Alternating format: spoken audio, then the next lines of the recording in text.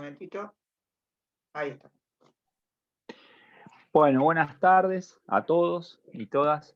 La idea, estuve mirando las fotos que subieron, más los comentarios del foro anterior, y hablando con Machi nos parecía interesante detenernos en algunos conceptos, sobre todo en la entrevista de Bauman. No sé qué les pareció a ustedes, a mí me parece que es muy ilustrativa, ¿no? Y que nos abre muchas puertas.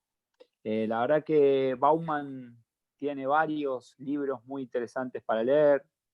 La verdad que son fáciles de leer, no son libros complicados. En general escribe como él habla en sus entrevistas, trayendo muchos ejemplos y sobre todo haciendo paralelismos que me parece que nos permiten comprender, es bastante didáctico, ¿sí? La idea que trae Bauman en esta entrevista, por eso nos parece interesante, son dos conceptos, ¿no? Por un lado, el concepto de la globalización y por otro lado, el concepto de la modernidad líquida, ¿no? Todos sabemos que la modernidad es un concepto que tuvo que ver con la organización social que llegó luego de la revolución industrial y con las democracias, ¿no?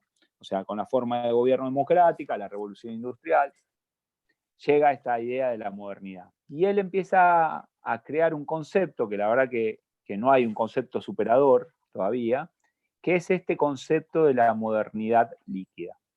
Él explica que justamente la idea de la liquidez tiene que ver con que fundamentalmente hay estructuras sociales, hay instituciones, vamos a llamarlas instituciones, formas de organización social, que ya no son tan rígidas como eran antes, y por eso él habla de liquidez, ¿no? En su libro de la modernidad líquida, él dice que van a ir cambiando de forma conforme el objeto que la contenga, ¿no? Entonces, si el líquido lo vierto en un vaso, adoptará la forma del vaso. Si lo pongo en una jarra, va a adoptar la forma de la jarra, en un tubo de ensayo, la forma de tubo de ensayo.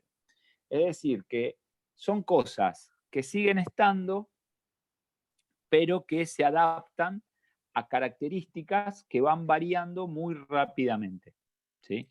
Entonces, a mí lo que me parece que me gustaría detenerme para tratar de ser claros es cuál es la diferencia, ¿no? Él en la entrevista habla de la diferencia que existe entre la forma en que se organiza la vida social hoy y la forma en que se organiza la vida social en la posguerra, por ejemplo, ¿no? O en principios del siglo XX. Entonces ahí vamos a ver que hay un montón de instituciones que siguen existiendo el día de hoy, pero que no son exactamente iguales y que van a ir cambiando de acuerdo a los contextos. Me parece que esto es lo más interesante, ¿no? Por ejemplo, hay, es muy interesante porque la idea de la liquidez viene asociada a la idea de Weber de las jaulas de hierro, ¿no?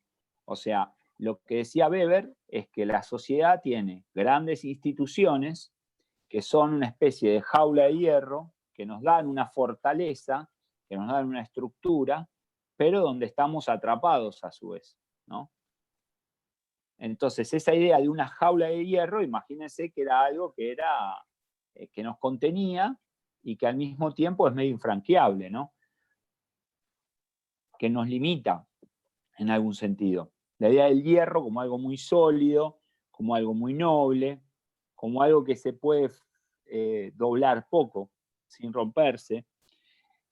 Entonces, me gustaría que se queden en la cabeza con esa idea de instituciones sociales o formas de organización social, la jaula de hierro como la forma que Weber caracteriza las instituciones del siglo XX, de la modernidad, y Bauman cómo habla de la liquidez como la figura homóloga a la jaula de hierro, ¿no? Entonces, es muy interesante cuando él plantea esos cambios en la organización, y a mí me parece que el periodista es primero que conoce mucho la obra de Bauman y que hace preguntas que son muy interesantes, ¿no? Porque, por ejemplo, le pregunta por el compromiso. O sea, Bauman trabaja mucho. Bauman es un marxista, un sociólogo crítico, que es como ustedes lo habrán visto, es un melancólico, ¿no? Es un melancólico de esa sociedad, de esa modernidad, y al mismo tiempo un pesimista, porque él mismo lo dice, no sé cómo va a seguir esto en el futuro. O sea, yo creo que la humanidad va a ser peor. O sea, está todo dado para que sea cada vez más difícil vivir, ¿no? Fundamentalmente, desde su punto de vista marxista, en el combate al capitalismo, ¿no? Entonces, digo, para poder hablar de quién es el que habla. Pero me parece que es una de las personas que fue uno de los primeros intelectuales que empezó a poder ofrecer libros, explicaciones para entender este momento social que estamos viviendo, ¿sí? Fundamentalmente a partir del año 2000, fines del siglo XX, principios del siglo XXI, parecía que los grandes clásicos de la sociología, Bauman, Durkheim, Weber, ¿sí? Parecía que no nos servían para comprender cómo estaba funcionando, ni los procesos de individuación, ni el lazo social, ni la organización social. Y Bauman fue creando nuevas figuras, tal vez sin la rigurosidad de la teoría, del método de la construcción de teoría social clásica, tal vez desde una lógica más de un ensayo periodístico, si se quiere.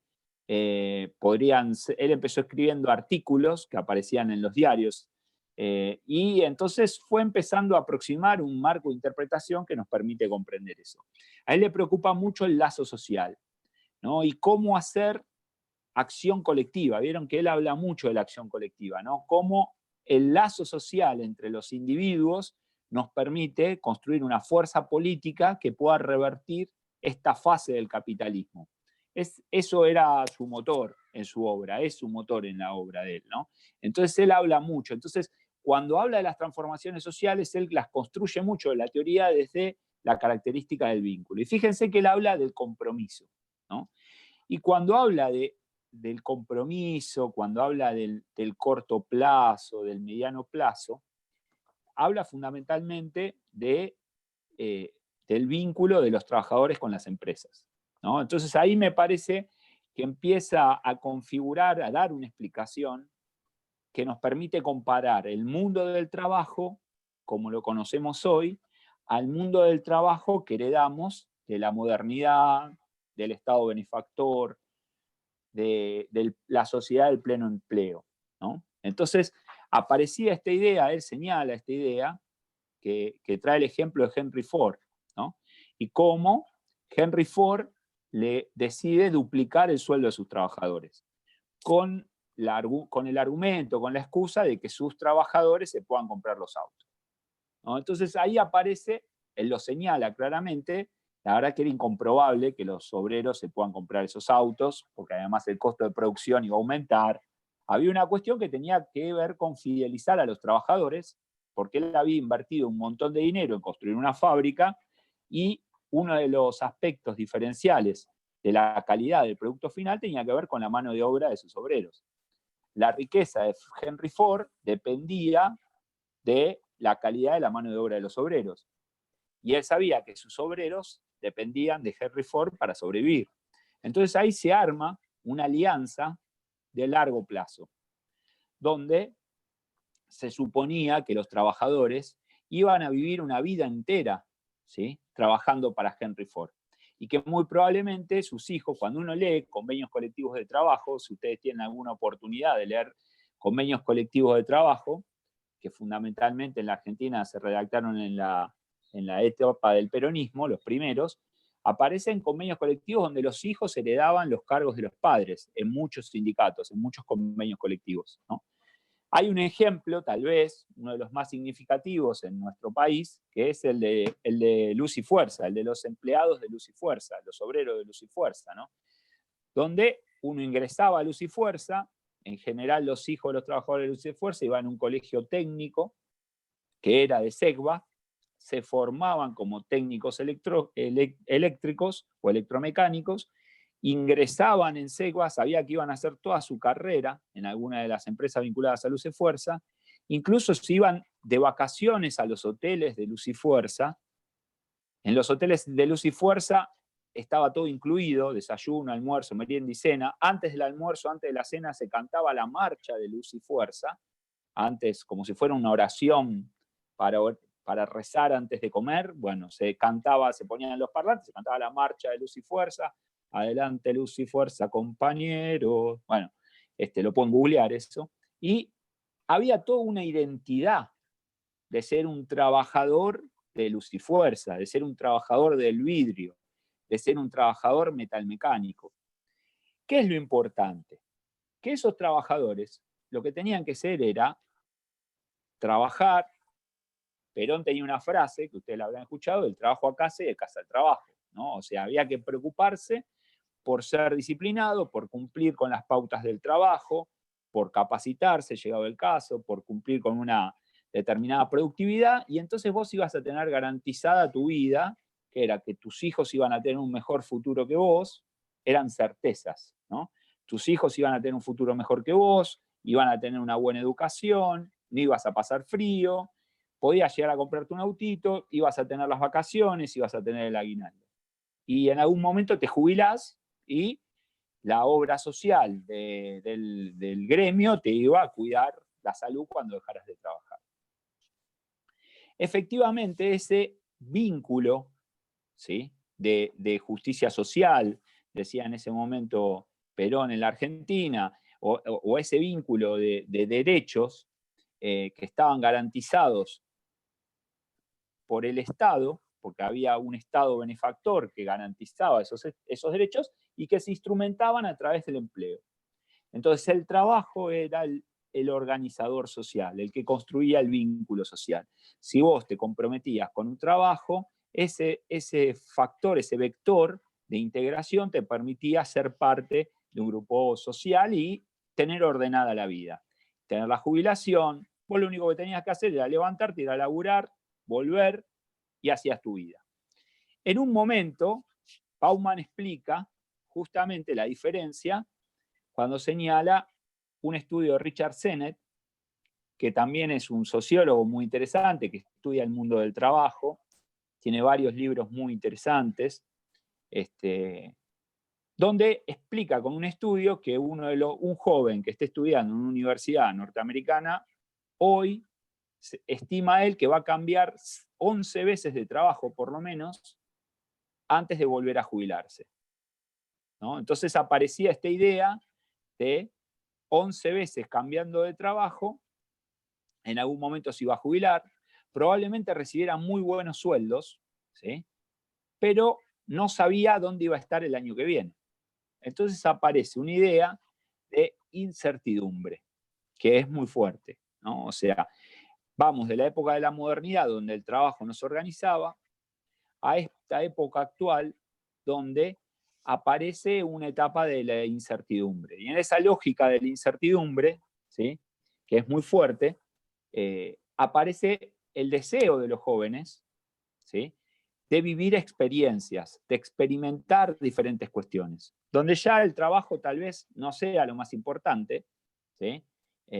Tal vez conseguimos un año un empleo con un salario muy alto y termine yéndome a otra empresa que me ofrece un salario más bajo, pero que está en otro país, o que me ofrece un trabajo que me entretiene más, ¿sí? Y aparece esta idea de la incertidumbre, de la movilidad, y lo que establece Bauman es que es muy difícil saber, en esta subjetividad, en esta identidad de los jóvenes, pero evidentemente hay una relación entre este deseo de los jóvenes de no estar anclados toda una vida en un mismo lugar, que parece que eso es aburrido, ¿no?, que está la necesidad de cambiar permanentemente, ¿sí?, como algo que nos da la vida. Y él hace también una referencia muy interesante a la analogía con Gran Hermano, ¿no? Esta lógica de que es un programa, ¿se acuerdan el programa que estaba aquí en la Argentina también? Que el eslogan era la vida misma, ¿no? Entonces, es un programa que en todo el mundo fue el primer fue el primer producto televisivo que se vendió a casi todos los países del mundo y al que alcanzó mayores niveles de audiencia, localizado en diferentes países, con diferentes participantes, pero con las mismas reglas, ¿sí? Y esas reglas fundamentalmente tienen que ver con que hay un grupo de personas que ingresan a una casa a convivir y van a ser eliminados hasta que uno quede. Entonces es muy interesante todo el análisis que hace Bauman en la entrevista, donde habla de la relación entre esta idea de que todas las semanas uno se va eliminado y la lógica del mercado de trabajo, donde sabemos, la certeza que tenemos es que nos vamos a ir de los lugares donde trabajamos, ¿sí? Es muy difícil pensar que estemos toda una vida en un mismo ámbito de trabajo. Y a su vez, esta condición de que inexorablemente cada semana se va uno hasta que quede el mejor, condiciona el vínculo entre los que están adentro de la casa, ¿no? Y aparece la idea de las coaliciones, de las alianzas, ¿sí? Que son transitorias. Porque en realidad el grupo no puede cambiar las reglas y decidir que se quedan todos hasta el final y que puede haber 5 o 6 ganadores.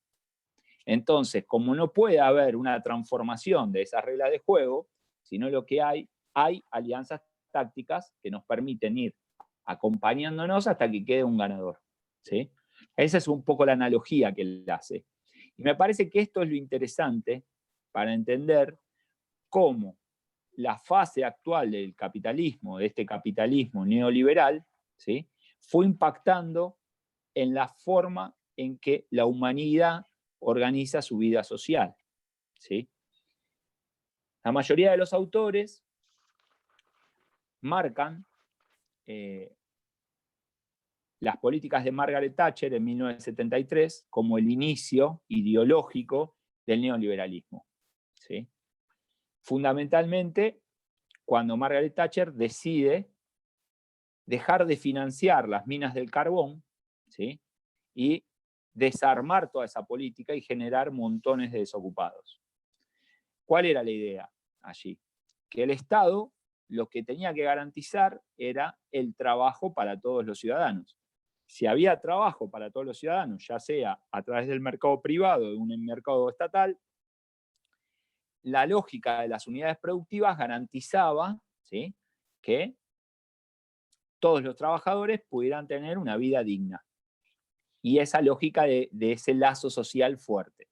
Margaret Thatcher trae esta idea disruptiva, ¿sí?, en un Estado británico que tenía un fuerte déficit fiscal, cuyos números no daban, digamos, y aparece esta idea del ajuste, ¿sí?, de cerrar las minas de carbón y que de ahora en más la suerte de esos trabajadores corría por cuenta propia de cada uno de ellos, ¿sí? Entonces ahí es donde se rompe ese vínculo, ese lazo del que él habla, de ese compromiso a largo plazo, ¿sí?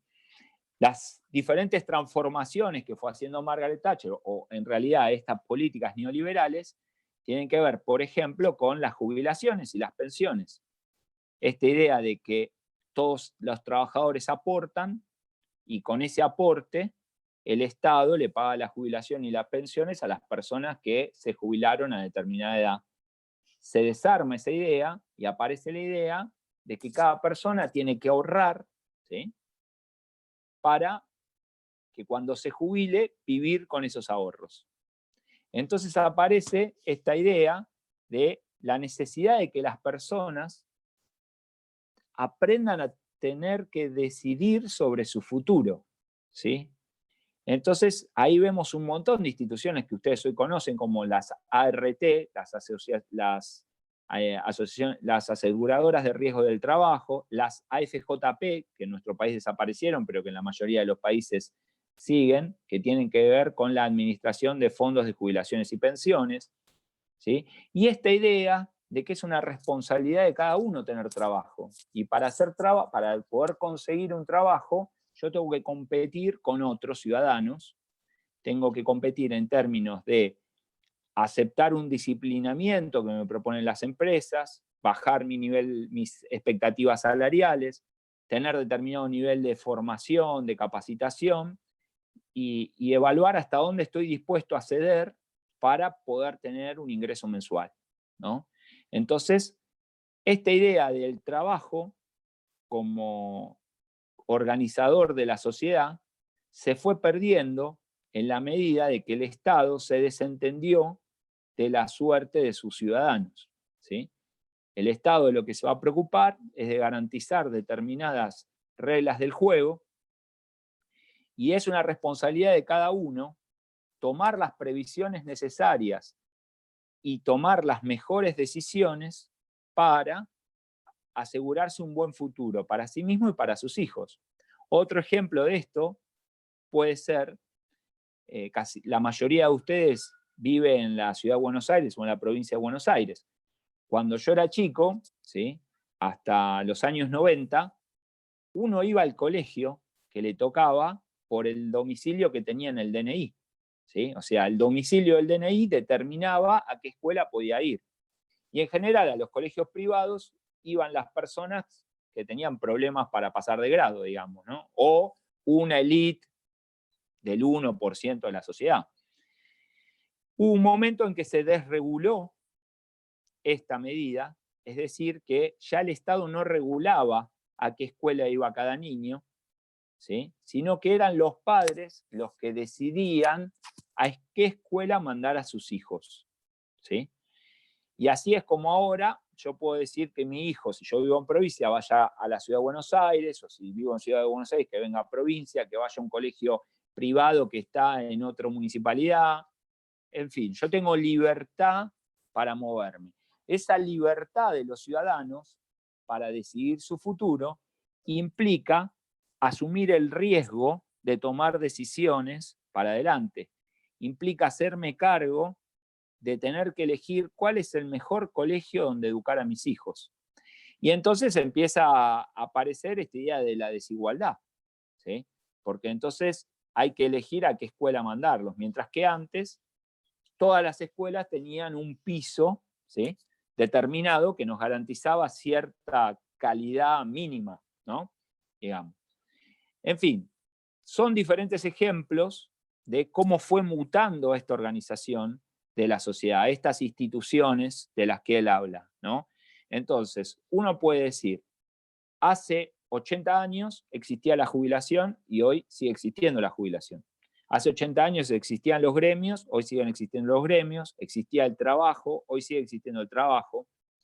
Existía la familia, hoy sigue existiendo la familia. Una familia que ya no es más heterosexual y signada por los valores del cristianismo, ¿sí? Podemos tener un montón de familias diferentes.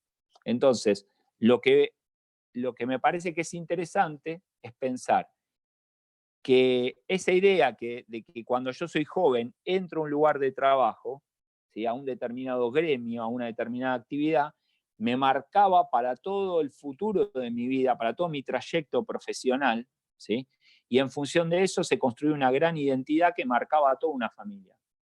Bueno, y que duraba 40 años, 30, 40 años. Pasamos a esta vida que está asignada, ¿no?, por las incertidumbres.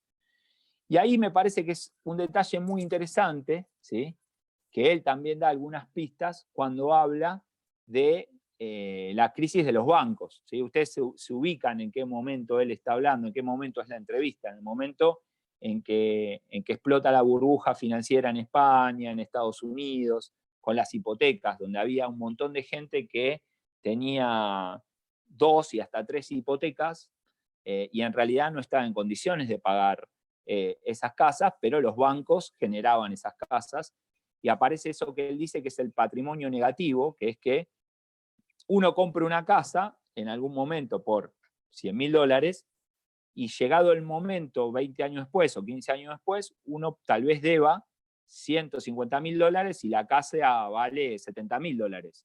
Entonces, aún aunque el banco lo desaloje, pierda la casa, esas personas se quedaban con la deuda, ¿sí?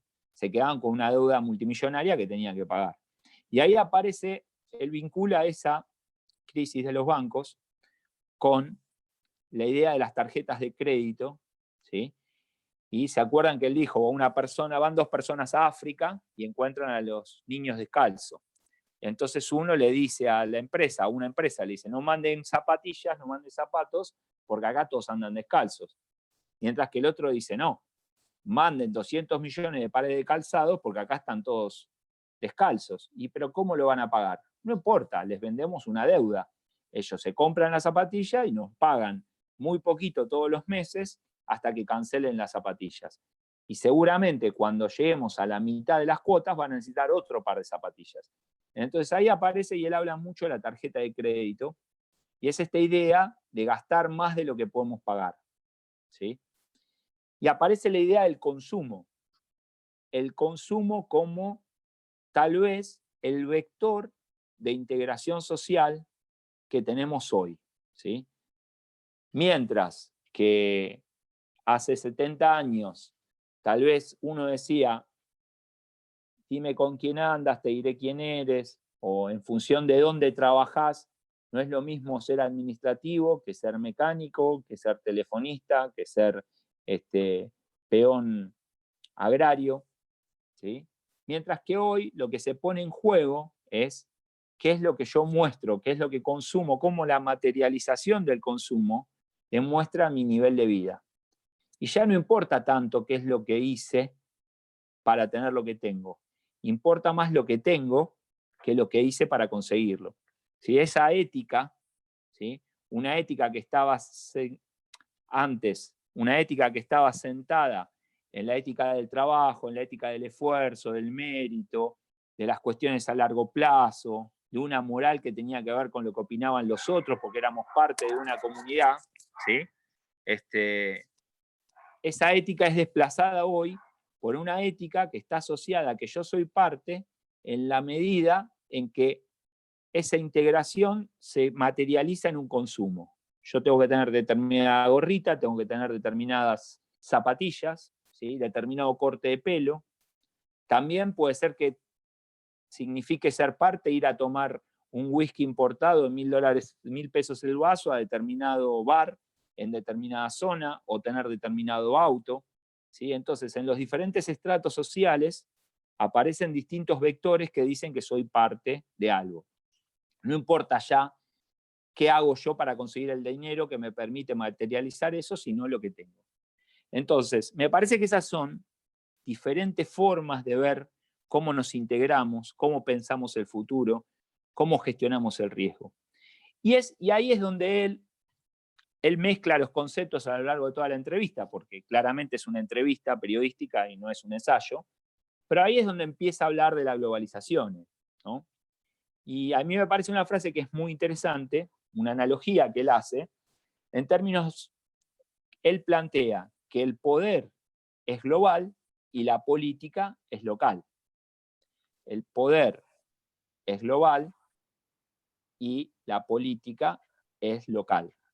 Perdón, Entonces, Javier, como una buena entrevista y un buen timing, este es un buen momento para cortar, porque se terminan los 40 minutos, así que salimos. hagamos otro. Claro, salimos Con de el mismo link acá. volvemos a entrar. No sé, no, yo prefiero armar otra, ¿sí? Y lo vuelvo a poner en el chat, ¿de acuerdo? Bueno, muy bien. Bueno.